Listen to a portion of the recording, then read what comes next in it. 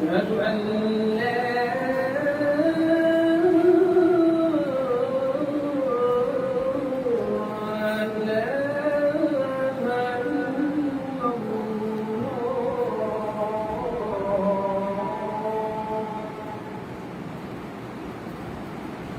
أشهد أن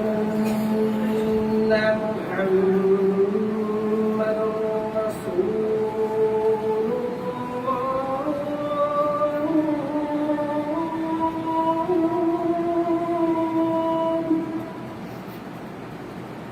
أشهد أن محمدًا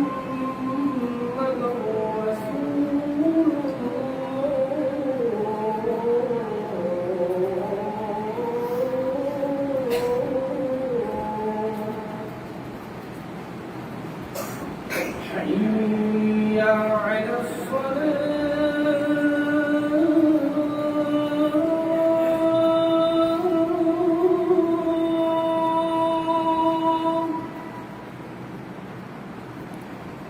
حي على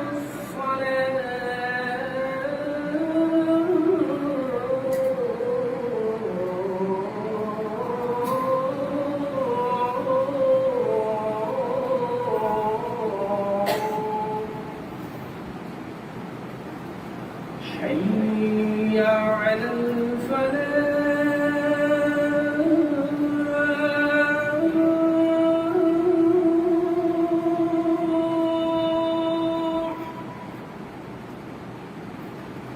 حي على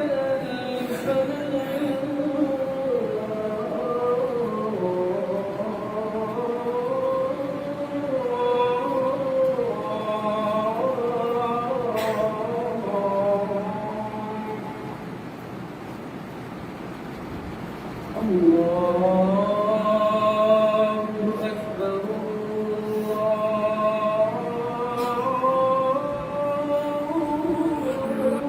الله أكبر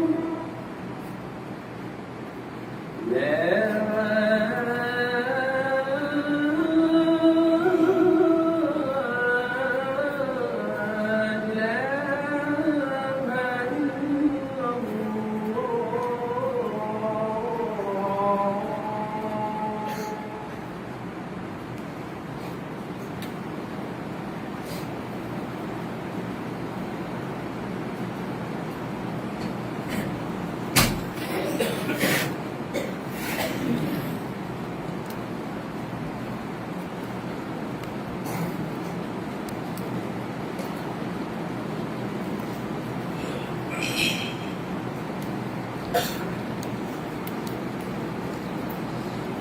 إن الحمد لله نحمده ونستعينه ونستغفره ونعوذ بالله من شرور أنفسنا ومن سيئات أعمالنا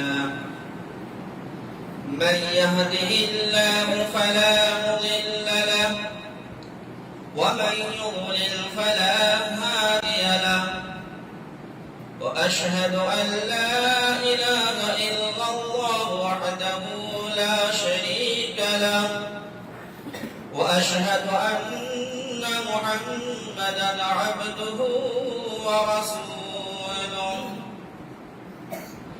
يا أيها الذين آمنوا اتقوا الله حق تقاته ولا تموتن إلا وأنتم مسلمون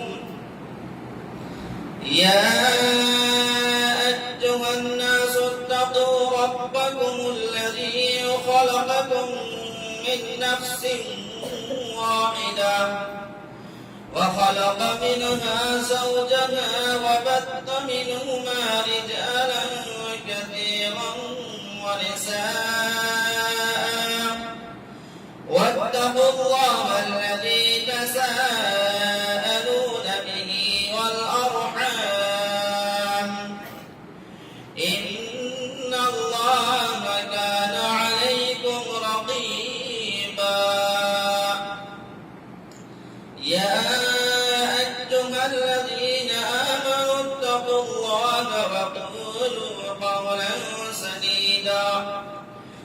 يصلح لكم أعمالكم ويغفر لكم ذنوبكم ومن يطع الله ورسوله فقد فاز فوزا عظيما أما بعد فإن خير الحديث كتاب الله وخير الهدي هدي محمد صلى الله عليه وسلم وشر الأمور محدثاتها وكل محدثة بدعة وكل بدعة ضلالة وكل ضلالة في النار. أعوذ بالله من الشيطان الرجيم. بسم الله الرحمن الرحيم. قاف والقرآن المجيد بل عجبوا أن جاءهم منهم فقال الكافرون هذا شيء عجيب أإذا متنا وكنا ترابا وذلك رجع بعيد قد علمنا ما تنقص الأرض منهم وعندنا كتاب حفيظ بل كذبوا بالحق لما جاءهم فهم في أمر مريج أفلم ينظروا إلى السماء فوقهم كيف بنيناها وزيناها وما لنا من فروج والأرض مددناها وألقينا فيها رواسي وأنبتنا فيها من كل زوج بهيج تبصرة وذكرى لكل عبد منيب ونزلنا من السماء ماء مباركا فانبتنا به جنات وحب الحصيد والنخل باسقات لها طلع نضيد رزقا للعباد وأحيينا به بلدة ميتا كذلك الخروج كذبت قبلهم قوم نوح وأصحاب الرس وثمود وعاد وفرعون وإخوان لوط وأصحاب الأيكة وقوم تبع كل كذب رسل فحق وعيد أفعينا بالخلق الأول بل هم في لبس من خلق جديد. وقال الله تعالى في مقام آخر ظهر الفساد في البر والبحر بما كسبت أيدي الناس ليذيقهم بعض الذي عملوا لعلهم يرجعون. وقال تعالى في مقام آخر وقال الله إني معكم لئن أقمتم الصلاة وآتيتم الزكاة وآمنتم برسلي وعزرتموهم وأقرضتم الله قرضا حسنا. وعن ابن عباس رضي الله عنهما قال قال رسول الله صلى الله عليه وسلم إذا ظهر الزنا والربا في قرية فقد حلوا بأنفسهم عذاب الله. رواه الطبراني.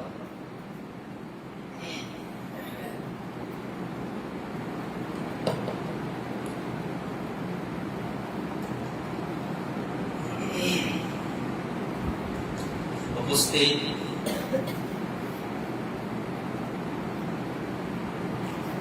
সকল সুযোগ্য শিক্ষক মন্ডলী, ছাত্রবৃন্দ, অত্র এলাকা এবং অন্যান্য স্থান হতে আগত সকল ইসলামী ভাই সকল, আজকে পবিত্র জুমায় আমার আলোচ্য বিষয় হল বর্তমান মুসলিমদের অবস্থা এবং তা হতে উত্তরণের উপায়, বা বলতে পারেন যে আল্লাহ তাআলার আযাব আসার কারণ এবং তাকে বাঁচার উপায়। প্রিয় মুসলিম ভাই সকল, আমরা বিশ্বের থেকে লক্ষ্য করি তো আমরা উপলব্ধি করতে পারবো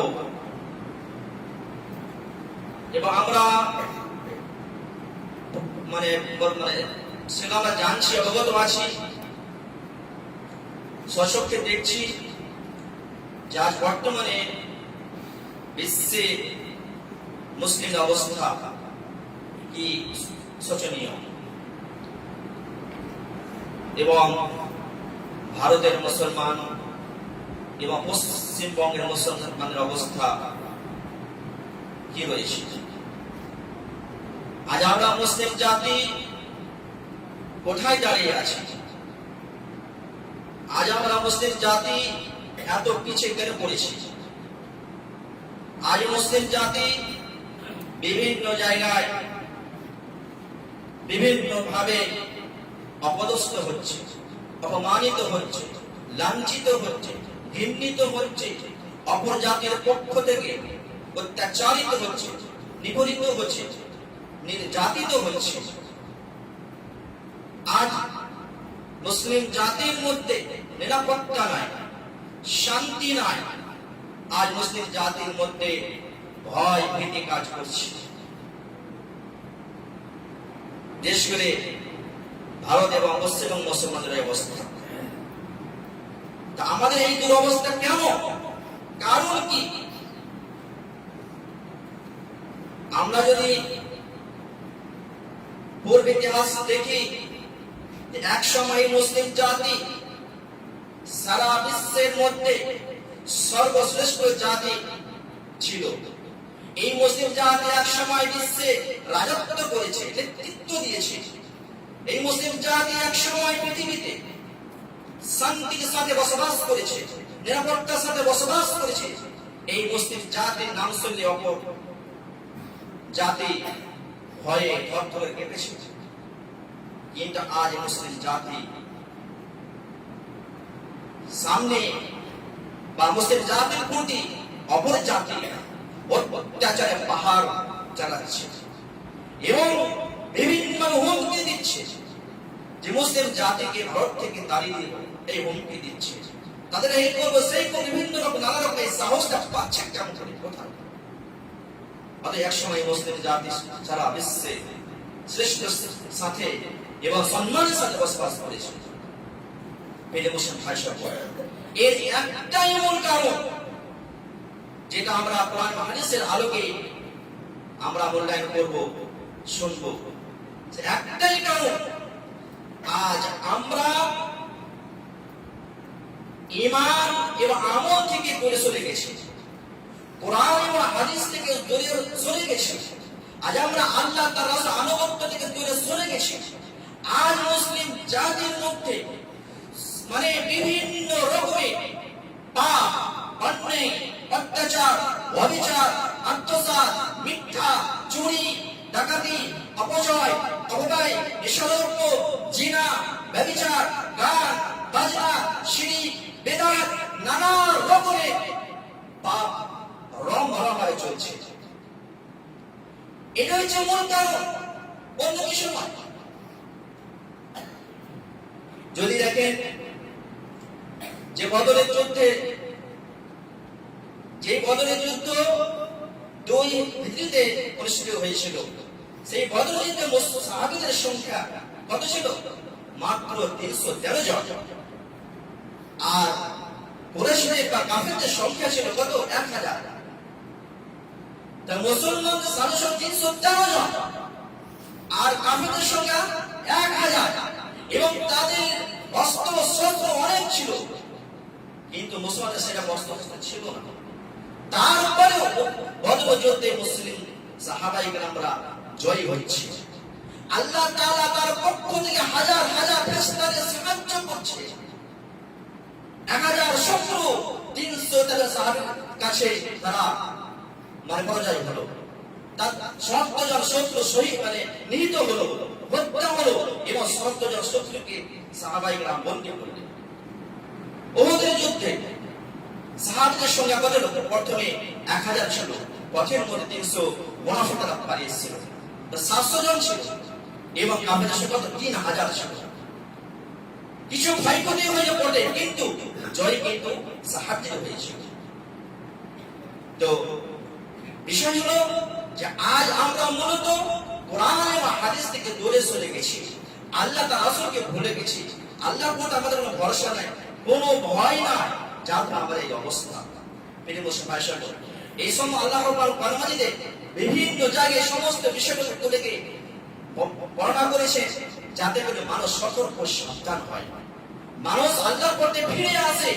আল্লাহ রাব্বুল আলামিন প্রিয় মুসলমান,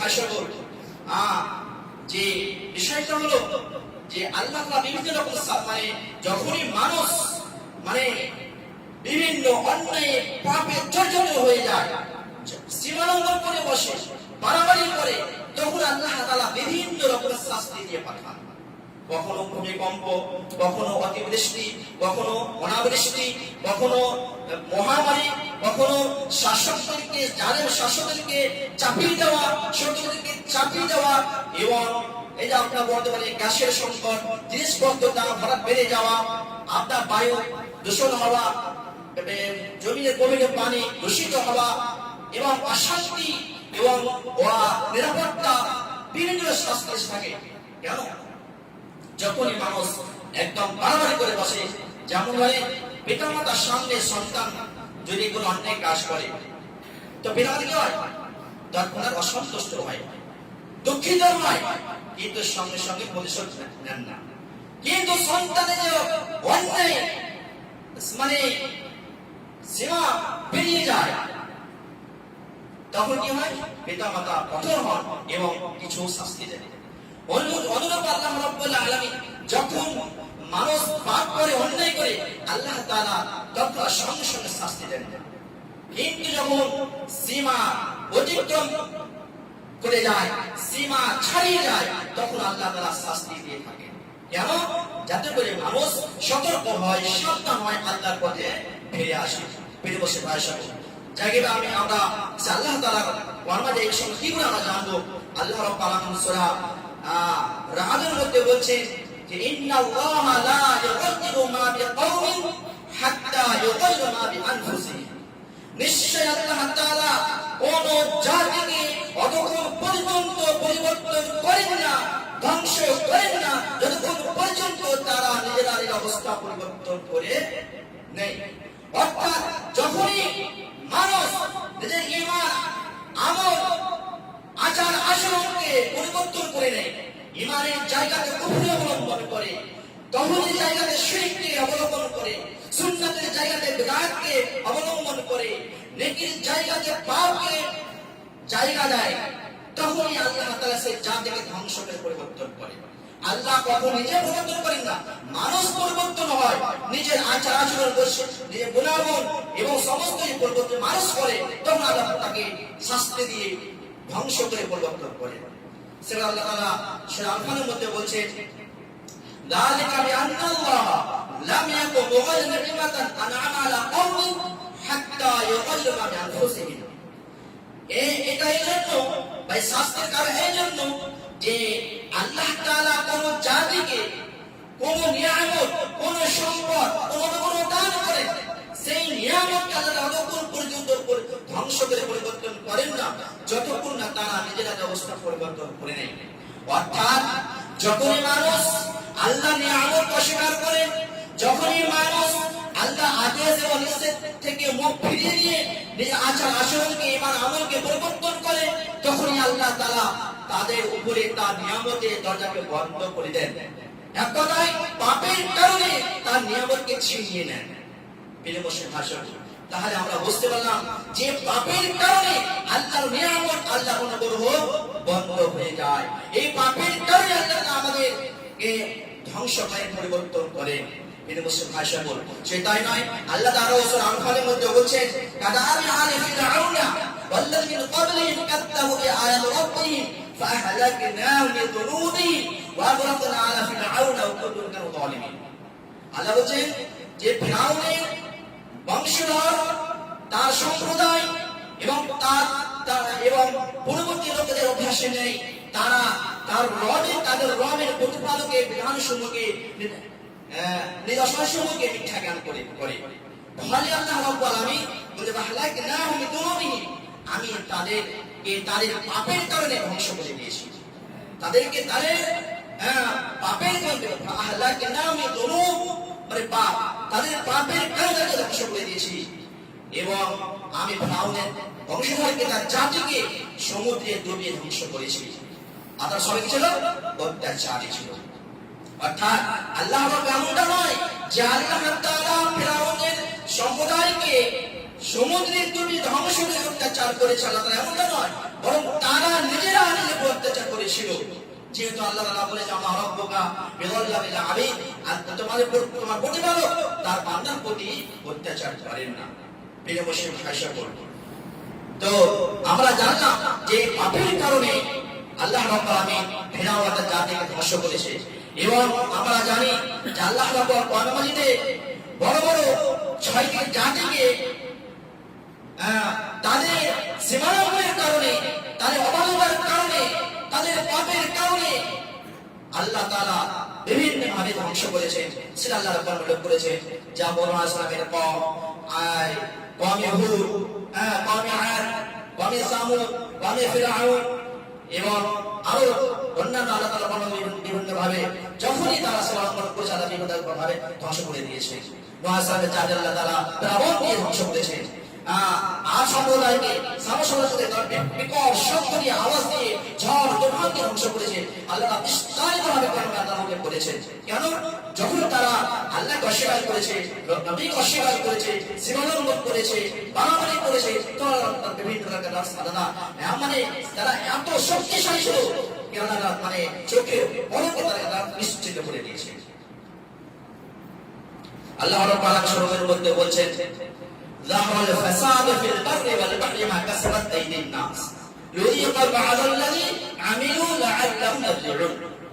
আল্লাহ বলছেন যে ظهر الفساد في البر والبحر, জলের স্থলে ফাসাদ ছড়িয়ে পড়েছে, জলের স্থলে ফাসাদের পর্যায় ছড়িয়ে পড়েছে।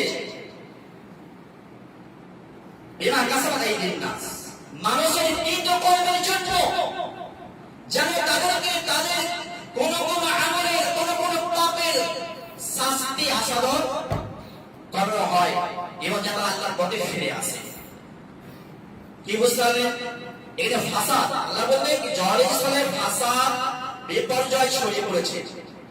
স্থল বলতে আমরা মানুষের বাসভূমি, এই স্থল যে আমরা বসবাস করছি এদের স্থল, এবং সমুদ্র বা সামুদ্রিক পথ।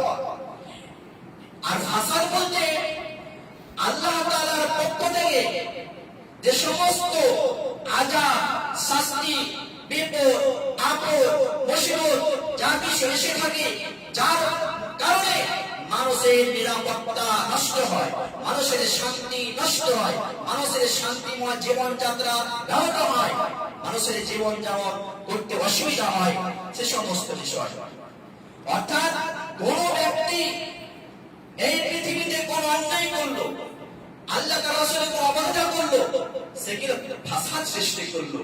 কেউ মদ পান করলো মানে সে ফাসাদ সৃষ্টি করলো, কে নামাজ পড়লো না মানে সে ফাসাদ সৃষ্টি করলো, যে বিদআত করলো সে ফাসাদ সৃষ্টি করলো, যে শিরক করলো সে ফাসাদ সৃষ্টি করলো। এক কথায় যে পাপ করলো সে একটা ফাসাদ সৃষ্টি করলো। আর এই ফাসাদ পরিমাণকে আল্লাহ কি বললেন যে এই জলের ফাসাদ বলতে আল্লাহ তাআলা বিভিন্ন আযাব দিয়ে থাকে।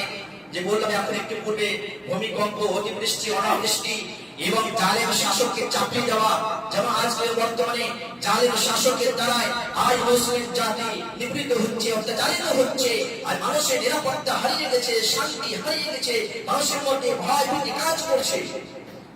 এগুলো কেন? এই মানুষের আল্লাহ এই বলেন যে এই শাস্তি আসার কারণ, এই ফাসাদ আসার কারণ একমাত্র মানুষের কৃতকর্মের ফল, মানুষের পাপের ফল। কে আল্লাহর সমস্ত শাস্তি, এই সমস্ত বিপদ এটা কেন? লাআল্লাহ নাজালাতে, যাতে করে মানুষেরা এই বিপদ থেকে, এই আযাব শাস্তি থেকে উপদেশ গ্রহণ করে, শিক্ষা গ্রহণ করে, আল্লাহর পথে ফিরে আসে, দ্বীনের পথে ফিরে আসে, তার ঈমান তাকওয়াকে মজবুত করে, আল্লাহ তাআলার রাসূলের পূর্ণাঙ্গ আনুগত্য করে। সেই উদ্দেশ্যে আল্লাহ রাব্বুল আলামিন এরকম শাস্তি দিয়ে থাকে। যেমন আল্লাহ রাসূল সাল্লাল্লাহু আলাইহি ওয়াসাল্লাম বলেছেন, ওয়ালা নুযিকান্নাহুম মিন আযাবিল আযিয়া মিন আযাব আকবার লাআল্লাহুম ইয়ারজিউন। আল্লাহ বলেন, আমি বড় বড় শাস্তির পূর্বে ছোট ছোট শাস্তির সাথ আশারত করে থাকি, যাতে তারা আল্লাহর পথে ফিরে আসে। আল্লাহ রাব্বুল আলামিন বড় বড় শাস্তি দেওয়ার আগে ছোট ছোট শাস্তি দিয়ে থাকেন, যাতে করে মানুষ সেই শাস্তিগুলো দর্শন করে দেখে এবং সাথ গ্রহণ করে সতর্ক সাবধান হয়ে আল্লাহর পথে ফিরে আসে। প্রিয় মুসলিম ভাই বোন, আজকে আমরা মানুষ, আমরা এক একজন এক এক পাপকে আমরা জীবনের জন্য মৃত্যু অবধি আমরা অভ্যাস করে নিয়েছি। কেউ হয়তো গান বাজনাকে অভ্যাস করে নিয়েছি, কেউ বেদাতকে অভ্যাস করে নিয়েছি, কেউ শিরককে অভ্যাস করে নিয়েছি, কেউ দাঁতনো নিচে কাপড় ঝুলিয়ে পড়ে অভ্যাস করে নিয়েছি, কেউ দাড়ি কাটা চাচাকে অভ্যাস করে নিয়েছি, কেউ সাদা চুল এবং দাড়িতে কালো কলম লাগাতে অভ্যাস করে নিয়েছি। মিথ্যা, পরনিন্দা, প্রচর্চা, আত্মসাৎ, খিয়ানত, ব্যভিচার, বেশ্যামি, অন্যায়, অত্যাচার, ডাহা, বিভিন্ন রকমের শাস্তিকে আমরা শাস্তি আমরা জীবনের জন্য অভ্যাস করে নিয়েছি, যার ফলে আল্লাহ এই সমস্ত আমাদেরকে শাস্তি দিচ্ছে, যাতে আমরা সতর্ক সাবধান হই। আল্লাহ রাব্বুল আলামিন আরো বলছেন যে ওয়া মা আসাবাকুম মিন মুসিবাতিন ফাবিমা কাসাবাত আইদিকুম ওয়া ইয়া'ফু আন কাসীর। আল্লাহ রাব্বুল আলামিন বলছেন যে তোমরা যে সমস্ত মুসিবত, বিপদ, আপদের সম্মুখীন হও বা পৌঁছে, এগুলো তোমাদেরকে কৃত কর্মের ফল, তোমাদের পাপের ফল। ওয়া ইয়া'ফু আন কাসীর, কিন্তু আল্লাহ তাআলা তোমাদের অনেক অপরাধকে, অনেক পাপকে এমনিতেই ক্ষমা করে দেন। বুঝতে পারলেন তো? তাহলে আমরা সমস্ত সমস্যায় জর্জরিত, যে সমস্ত আমরা বিপদ আপদের সম্মুখীন হচ্ছি, এগুলো আমাদের পাপের ফল, অন্য কিছু নয়, আমাদের কারণে। এবং আল্লাহ, আমরা আজ পৃথিবীতে মানুষ এত পাপ করছে, প্রতি সেকেন্ডে পৃথিবী এত পাপ হচ্ছে যে আজ পৃথিবী আর সহ্য করতে পারছে না, পৃথিবী সহ্য করতে পারছে না। কিন্তু আল্লাহ দয়া, যে আল্লাহ অনেক অপরাধকে ক্ষমা করে দিয়েছে, আল্লাহ অনেক অপরাধকে ক্ষমা করে দেন। যে আল্লাহ অপরাধ বলছে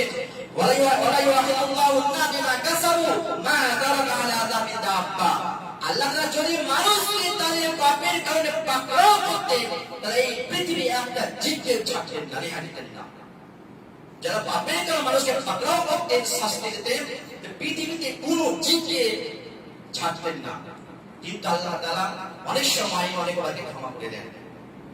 এবং এই পাপ মানে পাপের পদ্ধতি অত্যন্ত খারাপ।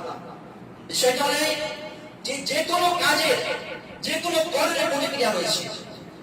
কোন মানুষ কোন ভালো কথা বললে, কোন ভালো কাজ করলে, সুন্দর কাজ করলে, সুন্দর কথা বললে, তার প্রতিক্রিয়া কি সুন্দর হবে, ভালো হবে।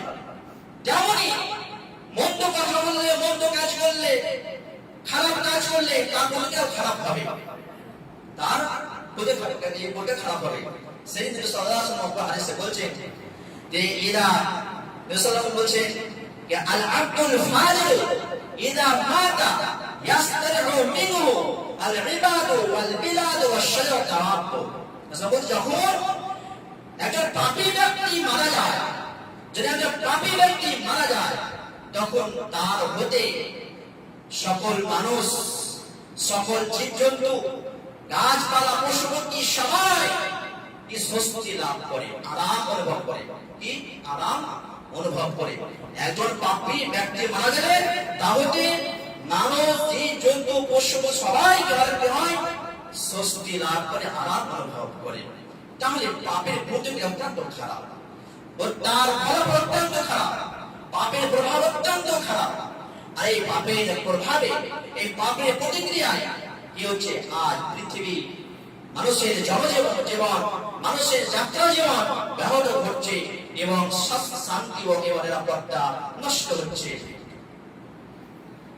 আল্লাহ রাব্বুল আলামিন এইভাবে আমভাবে আমাদেরকে জানিয়ে দিলেন যে মানুষের কৃত কর্মের জন্য, মানুষের পাপের জন্য বিভিন্ন রকমের বিপদ আপদ মুসিবত আযাব শাস্তি আল্লাহর পক্ষ থেকে এসে থাকে। আল্লাহ রাব্বুল আলামিন এবার কিছু খাস করে বলছে, যেমন আল্লাহ তার রাসূলের আনুগত্য না করলে, নবী সাল্লাল্লাহু আলাইহি ওয়াসাল্লামের নির্দেশে বিরোধিতা করলে আল্লাহ শাস্তি এসে থাকে। যেমন আল্লাহ তাআলা বলছেন সূরা নূরের মধ্যে, ফালিহাযির ইউখালিফুনা আমরি আন তুসিবা ফিতনাতুন আও ইউসিবা আযাবুন আলীম। তাদেরকে ভয় করা উচিত যারা তার নির্দেশের বিরোধিতা করে, যে তাদের প্রতি কোন সময় কোন মুহূর্তে ফিতনা বা ভয়াবহ শাস্তি এসে পড়বে। তাহলে আল্লাহ কি বললেন, যারা নবী সাল্লাল্লাহু আলাইহি ওয়াসাল্লামের নির্দেশের বিরোধিতা করে, নির্দেশকে অমান্য করে, তাদের ভয় থাকা উচিত। কি ভয়? হয়তো কখন আল্লাহর আযাব এসে পড়বে, কখন কোন মুসিবত এসে পড়বে, এই ভয় থাকা উচিত। তা বোঝা গেল যে আল্লাহর আযাব আসার একটা কারণ হলো নবী সাল্লাল্লাহু আলাইহি ওয়াসাল্লামের নির্দেশে বিরোধিতা করা।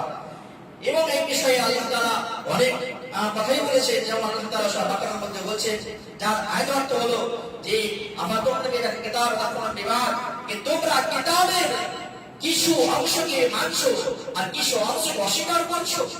যারা এই ধরনের কাজ করবে, এই পৃথিবীতে তাদের শাস্তি, তাদের পরিণাম মানে লাঞ্ছনা ছাড়া, অপমান ছাড়া কিছু নেই। এবং পরকালে তাদেরকে ভয়াবহ শাস্তির দিকে নিয়ে যাওয়া হবে।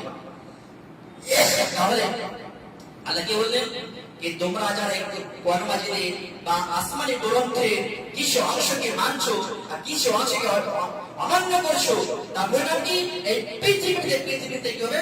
সে অপমান ও অপদস্থ হবে, সে লজ্জিত হবে, ঘৃণিত হবে।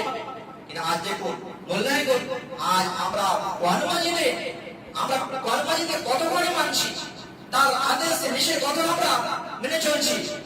দেখা যায় আমরা কোরআন মাজিদের কিছু অংশকে মানি, কিছু অংশ মানি না, কিছু অংশ মানি, কিছু অংশ মানি না। তাহলে এইরকম আমাদের আচরণ থাকে, তাহলে আমরা তো অপর জাতির পক্ষ হতে কি হবো? অত্যাচারিত হবো। হ্যাঁ, আমাদেরকে লাঞ্ছনা হতে হবে, অপদস্থ করতে হবে। আর আরেকটা শাস্তি আসার কারণ হলো যে যখনই জিনা, ব্যভিচার, সুদ ছড়িয়ে ব্যাপক হয়ে যাবে, তখনই আল্লাহর আযাব নেমে আসবে। যেমন নবী সাল্লাল্লাহু আলাইহি ওয়াসাল্লাম বললেন, ইযা আযহারা জিনা ওয়া রিবা ফি কারিয়াতিন ফাকাদ আহাল্লু বিহি আযাবাল্লাহ। যখনই এই পৃথিবীতে জিনা, ব্যভিচার, সুদ ছড়িয়ে ব্যাপক হয়ে যাবে, তখনই তারা, সেই সমাজের লোকেরা আল্লাহর আযাবকে বৈধ করে নিল। আজ দেখুন পৃথিবীতে জিনা, ব্যভিচার রমরমা চলছে, সুদ, ঘুষ রমরমা চলছে, যার কারণে, যার পরিণাম আজ পৃথিবীতে আমরা আল্লাহর বিভিন্ন রকমের শাস্তি আমরা পাচ্ছি এবং আযাব আসতে চলেছে। এবং যখনই ভালো কাজের আদেশ এবং মনের দেশে এইটি বন্ধ হয়ে যাবে, তখনই আল্লাহ শাস্তি আসবে। যেমন নবী সাল্লাল্লাহু আলাইহি ওয়াসাল্লাম বলেছেন, মা মিন কওমিন ইউমারু বিল মাআসি, এই জাতির মধ্যে অবাধ্যতা, নাফরমানি, অন্যায় ব্যাপক হয়ে গেল, আর সেই জাতি সেই অন্যায়টাকে বলে করার ক্ষমতা রয়েছে, সামর্থ্য তার পরিবর্তন করলো, নিষেধ করলো না, বাধা দিল না, তো আল্লাহ তাআলা তাদের প্রতি ব্যাপকভাবে আযাব দিয়ে থাকেন, শাস্তি পাঠিয়ে দেন। প্রিয় মুসলিম ভাইরা বলবো, তো বিষয়টা হলো এই যে আল্লাহ তাআলা যে শাস্তি এবং বর্তমানে মুসলিম সমাজের পুরো অবস্থা, আজ যে বাহাদুর সরকার ইসরায়েলের নামে মানুষ মুসলিমদেরকে হেনস্থা করছে, হয়রানি করছে, পেশান করছে এবং ভয় ভীতি ছড়াচ্ছে, সন্ত্রাস ছড়াচ্ছে, এই সমস্ত কারণ কি? এর আমাদেরকে খতিয়ে দেখতে হবে। এর মূল কারণ হচ্ছে আমরাই, এই আমাদের কৃত কর্মের জন্য এই সমস্ত বিষয়গুলো আসছে। নাচে আমরা এরপরে জানবো এর থেকে বাঁচার উপায় কি এবং আল্লাহ সাহায্য আমরা কেমন করে আসবে, আল্লাহ অনুগ্রহ কেমন করে আসবে, আল্লাহর সাহায্য কিভাবে পাবো? আমরা এই সমস্ত শাস্তি থেকে এবং নিরাপত্তা, এই নিরাপদ এবং শান্তি আল্লাহ আমাদের সমস্ত নিয়ামত দান করেছে, তার মধ্যে এটা একটি অন্যতম গুরুত্বপূর্ণ বড় নিয়ামত নিরাপত্তা এবং শান্তি। যদি নিরাপত্তা শান্তি না থাকে, পৃথিবীতে বেকার থেকে কোনো লাভ নেই, কোনো লাভ নেই। তো নিরাপত্তা শান্তি একটা বড় নিয়ামত। আজ আমাদের মধ্যে নিরাপত্তা এবং শান্তি নাই, এই শান্তি নষ্ট হচ্ছে, এটা আমাদের পাপের কারণে। তো এই নিরাপত্তা কিভাবে পাবো, শান্তি কিভাবে পাবো, আল্লাহ সাথে কিভাবে পাবো? এটা মূলত হচ্ছে এই একমাত্র উপায় হলো যে আল্লাহ থেকে ফিরে আসা, ঈমান তাওহীদকে মজবুত করা, আমলকে মজবুত করা, আত্মশুদ্ধি অর্জন করা, নিজের আমলকে সংশোধন করা এবং মানে ভালো কাজের আদেশ করা, মন্দ কাজ থেকে নিষেধ করা। এক কথায় কোরআন এবং হাদিসকে আঁকড়ে ধরা, কোরআন এবং হাদিসের প্রতি আমল করা, দ্বীনের ইসলামের উপর অটল থাকা। এই সমস্ত করলেই আমরা ইনশাআল্লাহ এই সমস্ত ফিতনা ফাসাদ বিপর্যয় আজাব আমরা মুক্তি পাবো।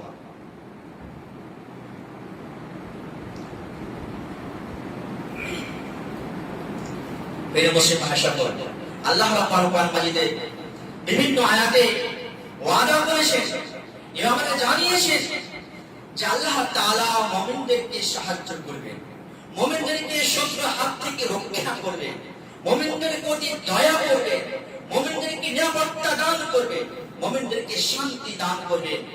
এই কথা আল্লাহ মানে বলেছেন। যে আল্লাহ তাআলা এই আয়াতের মধ্যে বলেছেন যে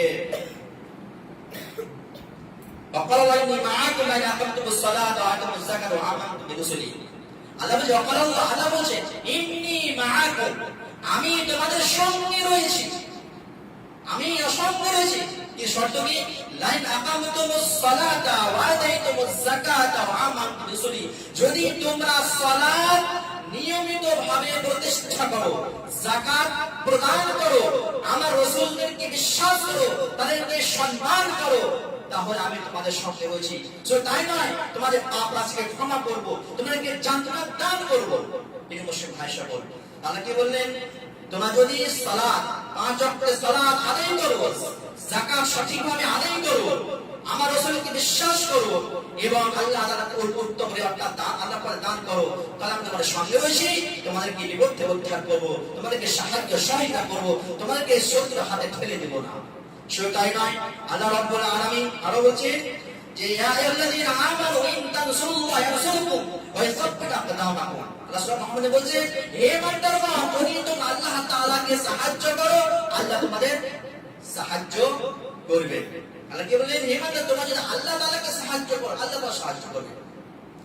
এখানে সাহায্য করা মানে দ্বীনের সাহায্য করা, দ্বীনের খিদমত করা, দ্বীনের সেবা করা, আল্লাহ তাআলার আনুগত্য করা, তার ইবাদত করা, তার মানে আদেশ নিষেধকে মেনে চলা, এটাই হচ্ছে আল্লাহ তাআলার সাহায্য করা।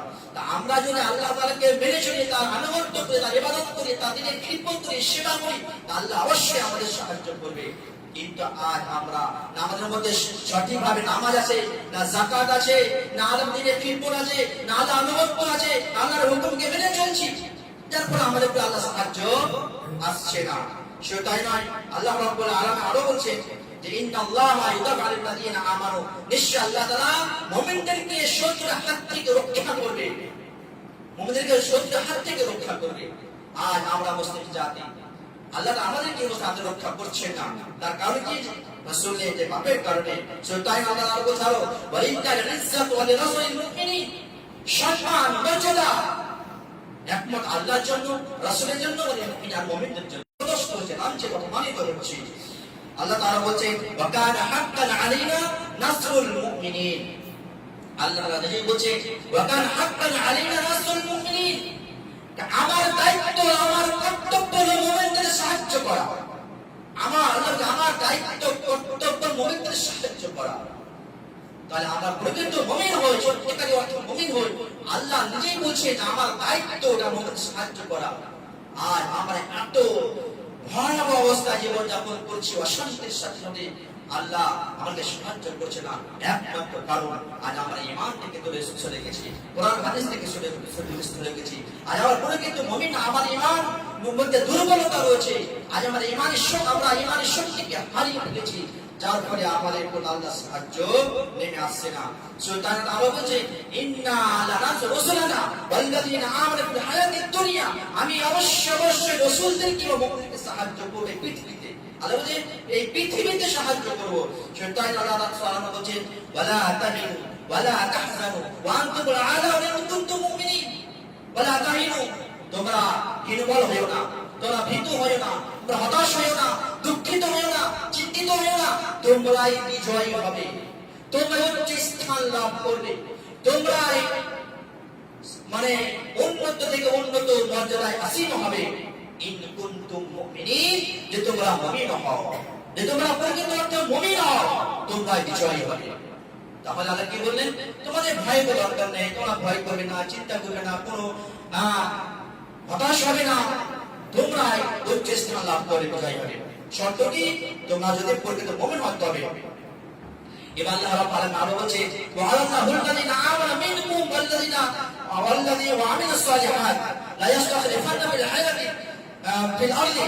আল্লাহ বলছে যে আল্লাহ তাআলা মুমিনদের সাথে অঙ্গীকার করেছে যে যারা ঈমান এনেছে ও সৎ আমল করেছে, তারা অঙ্গীকার করেছে, আল্লাহ বলছে আমি তাদেরকে পৃথিবীতে নেতৃত্ব দান করব, খেলাফত দান করব, যেভাবে না পূর্ব ব্যক্তিদেরকে নেতৃত্ব দান করেছিলেন। এবার তাদের দ্বীনকে মজবুত করব এবং তাদেরকে ভয় ভীতি জায়গায় ভয় ভীতি পরবর্তী নিরাপত্তা দান করব। আল্লাহ কি বললেন, যে যারা ঈমান এনেছিল সৎ আমল করেছে, তাদের সঙ্গে তারা প্রতিশ্রুতি দিয়েছে, ওয়াদা করেছে যে তাদের নেতৃত্ব দান করব, খেলাফত দান করব, রাজত্ব দান করব, তাদের দ্বীনকে ঈমানকে মজবুত করব এবং তাদেরকে নিরাপত্তা দান করব। তাহলে আল্লাহ নিজেই বললেন, আল্লাহ নিজেই অঙ্গীকার করেছেন যে আমি নেতৃত্ব দান করব। আজ ভারতবর্ষে 700 মুসলিমরা রাজত্ব করেছে। আজ সেই এই ভারতবর্ষকে মুসলিমরাই স্বাধীন করেছে। আর সেই ভারতবর্ষে আজ মুসলিমরা ধরতে গেলে গোলামি জীবন যাপন করতে শুরু করতে চলেছে। কেন? আজ আমরা ঈমানকে হারিয়ে ফেলেছি, ইসলামকে হারিয়ে ফেলেছি, কোরআন হাদিস হারিয়ে ফেলেছি, সব আমলকে হারিয়ে ফেলেছি। যার ফলে অবস্থা আল্লাহ রাব্বুল আলামিন আরো বলছেন আল্লাযীনা আমানু ওয়া লাম ইয়ালবিসু ঈমানাহুম বিযুলমিন উলাইকা লাহুমুল আমনু ওয়া হুম মুহতাদুন।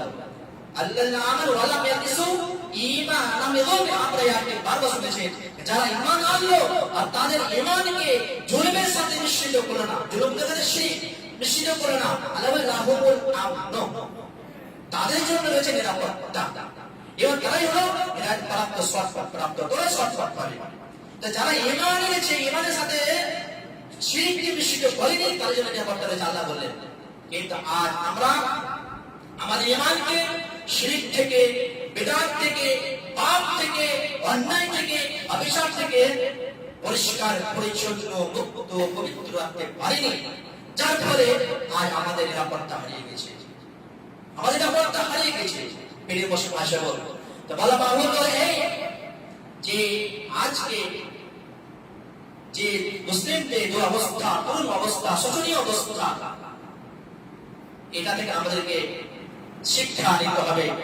যে পূর্বে বললাম আল্লাহ তাআলা মাঝে মধ্যে শাস্তি দেন এই কারণে যে মানুষ এগুলো দেখে সতর্ক সাবধান হবে, আল্লাহ থেকে ফিরে আসবে, মূল্যায়ন করবে, উপলব্ধি করবে, তার ঈমান আকীদাকে মজবুত করবে, এই উদ্দেশ্যে। অতএব আমাদের শিক্ষা নিতে হবে। কিন্তু আমরা অনেক মুসলিম ভাই আছি যে আল্লাহ তাআলা বিভিন্ন শাস্তি পাচ্ছে। এই যে গ্যাসের সংকট, এটা একটা শাস্তি। জিনিসপত্র দাম বেড়ে যাবে হঠাৎ ভাবে, এটা একটা শাস্তি। মানুষের মধ্যে দ্বন্দ্ব, ঝড় হারে, এটা এক প্রকারের শাস্তি। মানুষের মধ্যে শান্তি না, এটা একটা শাস্তি। নিরাপত্তা একটা শাস্তি। এটা মুসলিম ভাই সকল, এটা একটা শাস্তি। কিন্তু অনেক মুসলিম ভাই আছে, আমরা এটাকে কিছুই মনে করি না, ভাবি মানে এটা শাস্তি মনে করে না। তার মানে কি, জ্ঞানী নাই, তার ঈমান মানে ঈমান করতে বিন্দু করে ঈমান নাই, যার ফলে টেরি পাই না যে টেরি পাই না আল্লাহ শাস্তি কিনা। এই সমস্ত শাস্তি থেকে আমরা শিক্ষা নিতে হবে এবং আমার ঈমান আকীদাকে মজবুত করতে আল্লাহকে ফিরে আসতে হবে। এটা আমাদের করণীয়। তবে আমরা ইনশাআল্লাহ আমরা আমাদের ঈমানকে মজবুত করতে পারি, আল্লাহর পথে ফিরে আসতে পারি। ইনশাআল্লাহ আল্লাহ আমাদেরকে সাহায্য করবেন, তিনি দয়া করবেন, শত্রুর হাত থেকে রক্ষা করবেন, হেফাজত করবেন, নিরাপত্তা দান করবেন, শান্তি দান করবেন। প্রিয় ভাষা বল অতএব সতর্ক হন, সাবধান হন, আল্লাহর পথে ফিরে আসুন, ঈমান আকিদা মজবুত করুন, বিশেষ করে 5 ওয়াক্ত নামাজ নিয়মিতভাবে আদায় করুন। যত বড় পারে জীবনে পাপ কর্ম থাকে, সেই সুদ হোক আর ঘুষ হোক আর গুণ হোক আর খয়নি হোক আর দাড়ি কাটা হোক আর সাদা চুলে দাঁড়িয়ে কলম লাগানো হোক আর পায়ে তাকে কাপড় ঝুলে পড়া হোক, গান বাজনা হোক, জেনা ব্যভিচার হোক, যে কোনো বড় পাপ হয়েছে জীবনে সেটা ছুঁড়ে ফেলুন, সেটা বর্জন করুন, সেটা ফিরে আসুন এবং ফিরে এসে তওবা করে আল্লাহর পথে ফিরে আসুন। আল্লাহ আমাদের সকলকে এই সম্পদে দান করুন। আমিন। আকুলু হাদা আস্তাগফিরুল্লাহ ওয়া আস্তাগফিরুল্লাহ লি ওয়া লাকুম ওয়া আস্তাগফিরুল্লাহ ওয়া আনা আ'লামু বিস-সাওয়াব।